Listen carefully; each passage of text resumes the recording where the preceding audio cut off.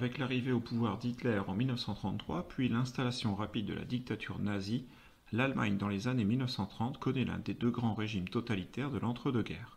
Un régime totalitaire, c'est un système politique dans lequel l'autorité, c'est-à-dire l'État, tend à confisquer la totalité des activités de la société.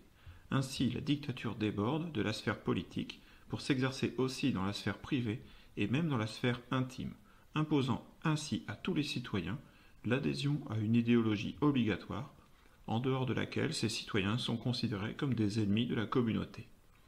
Hitler parvient au pouvoir en grande partie à la faveur de la crise économique, mais c'est un orateur charismatique, capable de captiver et de fasciner une foule pendant des heures. Le culte du chef qui se développe autour de sa personne fait de lui non pas seulement le chef, mais aussi le sauveur, le guide, celui qui aime son peuple et qui sait ce qui est bon pour son peuple. C'est lui qui a développé l'idéologie nazie, c'est lui qui l'a fait appliquer. Cette idéologie repose sur l'idée de grandeur du peuple allemand et de l'Allemagne. Elle repose sur l'idée que le peuple tout entier doit le suivre pour éliminer les parasites et les nuisibles, pour ensuite conquérir son espace vital. L'idéologie nazie et l'image du chef, le Führer, sont diffusées dans toute l'Allemagne grâce à la propagande. Cette propagande est faite d'affiches aux slogans très simples et répétitifs. La radio, qui est l'outil d'information qui se diffuse à l'époque, permet de retransmettre en direct les discours d'Hitler. Le cinéma, enfin, est aussi un outil de propagande nazie, en particulier les films à la gloire du peuple allemand de Leni Riefenstahl.